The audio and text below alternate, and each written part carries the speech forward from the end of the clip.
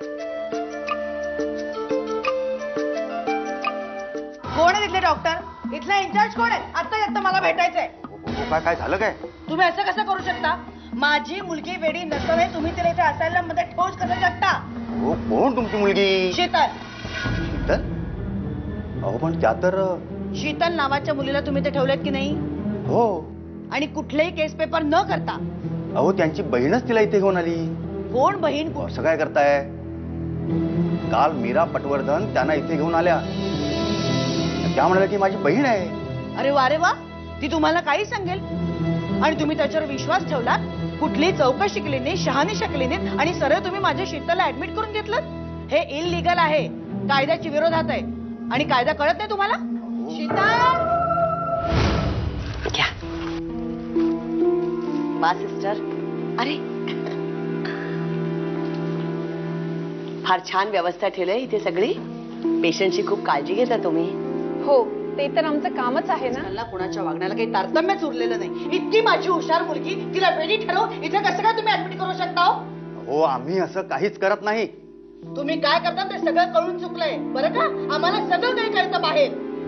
अहो शांताबाई, ती काय करते बघा ना. तू काय थांबला? जा तिकडे स्टोर रूम मध्ये. अहो ती पळतीये बघा, पकडा तिला.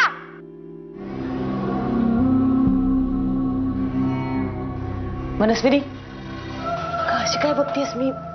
मीरा, तू तुला काय झालं? तुला शीतलने सांगितलंय ना सगळं? हो मला सांग, पण तुम्ही हे जे काय करता ना ते फार धोक्याचं आहे. मनस्विनी, हे सगळं बोलण्याची ही वेळ आहे का आता? पण अगं माझ्यामुळे तुम्हाला काय व्हायला नको. हा मिठाईवाला काय करतोय अजून आतमध्ये? अरे चल लवकर बाहेर ये. मनस्विनी कुठे? मनस्विनी असेल तिच्या रूम मध्ये. तिच्यावर नीट लक्ष ठेवा. ती कदाचित आज पळून जाण्याचा प्लॅन करते. काय? तुम्ही काय हो? एवढं दचकायला काय झालं? तुम्ही इकडे कशा? काहीतरी काम होतं म्हणून मला फोन आला होता. काय काम होतं? डॉक्टरांनी बोलावलं असेल. शीतलची आई आली होती, खूप कटकट करत होती. तुम्ही बाहेरून यायला पाहिजे ना. हो ना, म्हणजे मी आले, बाहेरनच आले आणि नंतर आत गेले मी. मग मला कशा नाही दिसलात? तुम्ही फोनवर होतात ना, त्यामुळे नाही दिसलं तुम्हाला. फोनवर? बरं ठीक आहे, जा.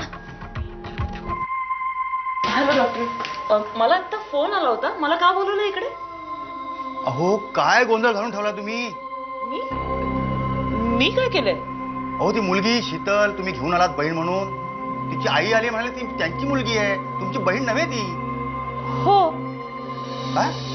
नाही, म्हणजे ती त्यांची मुलगी आहे खरं आहे, पण मला माझ्या बहिणीसारखीच आहे. अहो हे सांगायचं कधी? अहो पण तसा काही विषयच निघाला नाही ना काल. बाय द वे, शीतल आहे कुठे? अहो त्या बाईने येऊन अख्खं हॉस्पिटल डोक्यावर घेतलं. मनो, मनो, मनो, थांबा. मनो, मनो, मनो, मनो. काय झालं मनूला? मनो, तुम्ही म्हणालात ते खरं होतं. मनो पळाली. लक्ष ठेवा सांगितलं होतं ना मी. मनो. मनू तू पळाली असलीस ना तरी सोडणार नाही तुला मी. तुम्ही सगळ्यांनी आज जे माझ्यासाठी केलं त्याबद्दल मी कसे तुमचे आभार. मनू, कोण म्हणतं आम्ही हे तुझ्यासाठी केलं? आम्ही सगळ्यांनी मिळून जे काही केलं ते खरं तर फक्त स्वतःसाठी केलं. असं वाटलं होतं सगळं संपलं आता, पण तसं नाहीये. आता तर खरी सुरुवात झाली त्या दुष्टांच्या विनाशाची.